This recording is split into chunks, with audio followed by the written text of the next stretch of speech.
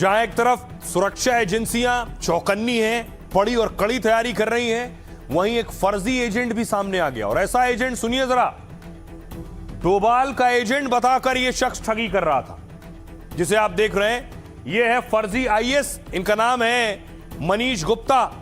तो मनीष गुप्ता जी फर्जी आईएएस थे और बहुतों को चूना लगा रहे थे।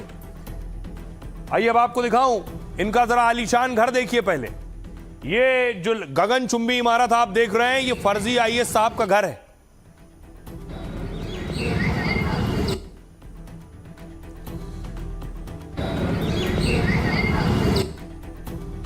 ये लंबा चौड़ा घर आपने देखा, लेकिन सिर्फ घर नहीं, गाड़ियों की फेहरिस्त देखिए। गवर्नमेंट ऑफ इंडिया लिखा हुआ है गाड़ी में आगे।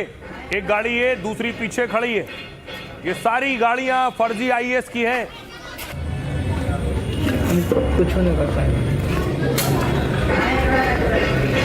गाड़ी में पहले से भारत सरकार लिखा हुआ था, तो फिर सरकारी मेहमान पहुंच गए घर पर और उसके बाद अपने साथ दावत के लिए ले गए थाने। ये तस्वीर आप देख रहे हैं। चलो अरे आप चलिए ना, आप बैठिए। उसको कोई लोग आप बैठ जाइए। फर्जी आईएएस के घर से जो दस्तावेज, ये देखिए उनकी गाड़ी भी पुलिस ले गई। चलो अरे आप चलिए ना, आप बैठिए। उसको कोई लोग आप बैठ जाइए। तो मनीष गुप्ता जी बिहार के खगड़िया से इनकी गिरफ्तारी हुई है। सम्राट की पुलिस ने एक्शन लिया है। अब देखिए जरा, 100 करोड़ी फर्जी आईएएस है। 100 करोड़ी कैसे बनाया? 100 करोड़। यह फर्जी आईएएस शातिराना तरीके से लोगों को बेवकूफ बनाता था और जानकर ताज्जुब होगा, कहता था अजीत डोभाल साहब का एजेंट हूं। पुलिस के मुताबिक यह खुद को सरकारी अधिकारी बताता था, कहता था अजीत डोभाल का अंडर कवर एजेंट हूं, यानी खुद को राष्ट्रीय सुरक्षा सलाहकार एनएसए के लिए काम करने वाला बताता था। बिहार के कई जिलों में लोगों से लाखों की ठगी कर रहा था। यह सारे काम करने के लिए वो आईएएस बनकर, अधिकारी बनकर घूमता था, यहां तक कि खुद को केंद्रीय सतर्कता आयोग का अफसर बताता था। यह सरकार की वो संस्था है जो सभी विभागों की निगरानी करती है।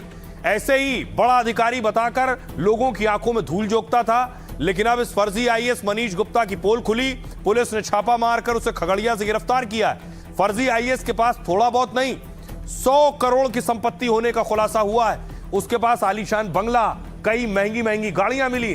छापेमारी के दौरान पुलिस ने 2 लग्जरी गाड़ियां जब्त की हैं, जिनमें एक टेस्ला वाई और एक डाइकोर सफारी कार शामिल है।